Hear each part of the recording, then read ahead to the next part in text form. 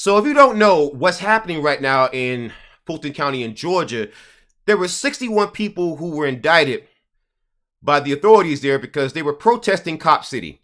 And they were hit with RICO charges. And now the Intercept is saying Cop City indictments threaten press freedom too, because the message is clear. Try to spread opinions cops don't like through the media and you might be charged next. Again, they are going after the media too.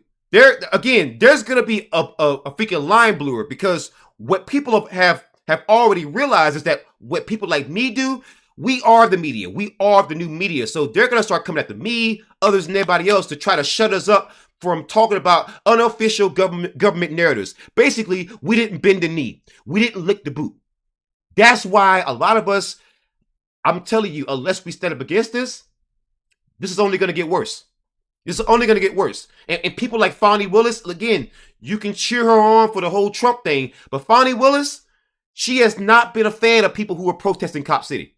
Not been a fan of it. Okay? She has no problem throwing charges on people who go against cops. Fani Willis is essentially Georgia's Kamala Harris. And you know about Kamala Harris when it comes to putting false charges on freaking people now. But this is a whole different thing entirely. Whole different thing entirely, man. The disturbing indictment of 61 people who protested the Georgia police training facility, commonly referred to as Cop City, lays bare everything that is wrong with the RICO laws and the prosecutors who abuse them. Even the author of the Federal Racketeer Influence and Corrupt Organizations Law, on which Georgia law is based, agrees that it's meant to fight organized crime, not stifle dissent. The implications of the indictment of press freedom may seem like an afterthought considering everything else that is terrible about it. Its working theory is essentially that whenever some members of a protest movement commit crimes, everyone involved in the movement is responsible for the conspiracy, no matter how tenuous their connection to the alleged offense. It seeks to criminalize a centuries-old political theory, anarchism, and to frame the activism following George Floyd's unaliving as a plot by domestic terrorists. The indictment says the quiet part out loud by listing the date Floyd was unalive as the start of the conspiracy. Perhaps most importantly, it has upended the lives of all those baselessly indicted. So once again, the press is coming to the defense of people who were indicted unjustly in Georgia. They were simply protesting. And I want you to understand something, right? The fix is in. People are going to use people like Fani Willis, people, I mean, let's keep it a buck, Stacey Abrams. They're going to use a lot of people who many people think have a real deep tendril root into the black community to push this stuff through. Right? Because what has been the response to Democrats, right? Democrats have been trying their best to finagle more support to the police because, again, from the top, Joe Biden loves cops. From the top, Joe Biden loves cops. I'm gonna say it again. I want to say it again. From the top, Joe Biden loves cops, right? So I want you to understand something, right? They are pulling these indictments in these areas, right, where they think there's not going to be too much protesting from you, the black audience, or you, the leftists, or you, the anarchists. It is up to you to prove them wrong. It is up to you to prove them wrong. Because again, what they're trying in Georgia, this is going to be exported across the country.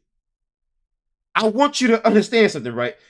This timing is not a coincidence. They're doing this side by side with Trump, right? So that they can say, hey, we're not just going after the freaking right. We're not just going after freaking Republicans. We're going after freaking Democrats too. See, guys? See, what they're doing is, again, they could have had this whole Trump trial at any point. Why do you think they would indict these people right now? They could have did it at any point. Why now? They're doing that side by side. See, they're trying to use and what they were hoping was going to happen. Because again, these first reports were not reported in the mainstream media. It was small media, the leftist media, the freaking anarchist media, the Antifa media, the black media.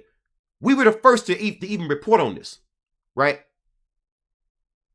So the idea was to use the whole Trump trial and the whole circus to kind of use that as a fog to sneak this in. But that ain't work. Now you're getting people putting a laser focus on this. That don't mean that the intentions aren't exactly the same, though. The intention is to scare you from protesting.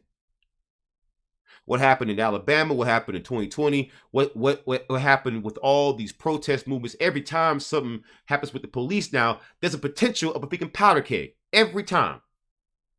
They have to silence that.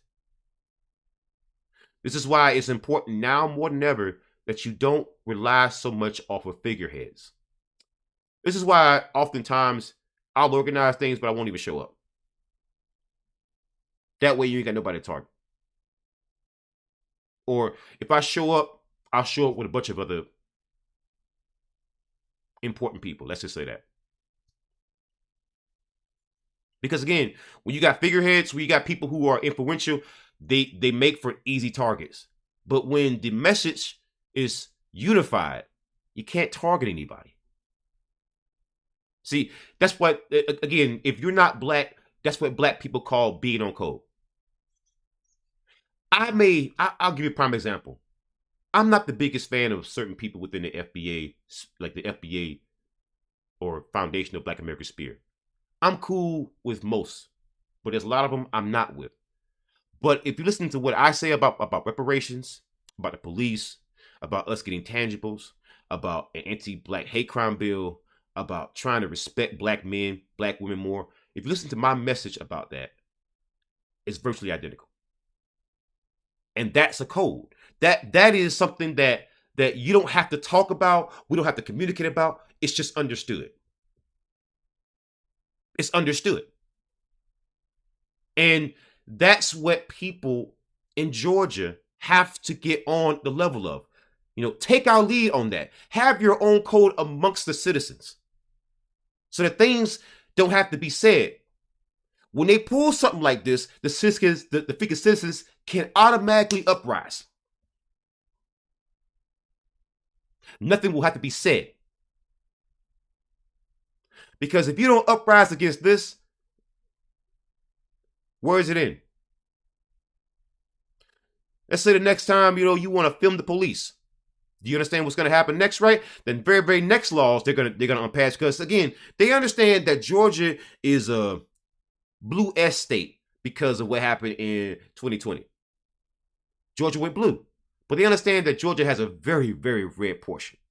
And with that being said, they understand that when the Democrats are going after Trump, or when the Democrats seem to be trying to take down a big Republican figurehead, but then they also push this stuff through, they know what could happen.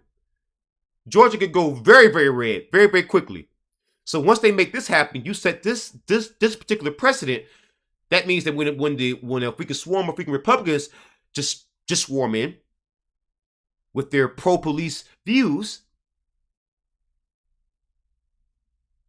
you set a precedent where people can't even protest the police. What kind of laws do you think are going to come as a result of that? I'm just genuinely curious as to what people think. What kind of laws are going to come because 61 people got indicted because they just want to use their freedom of speech to resist tyranny? Because they think that Orwell should be read, it shouldn't be lived. Because some people want to move beyond the year 1984. Some folks want to live free. But unfortunately, the government, much like any other authoritarian force, but particularly the Georgia government, they don't see you as free people. They see you as serfs.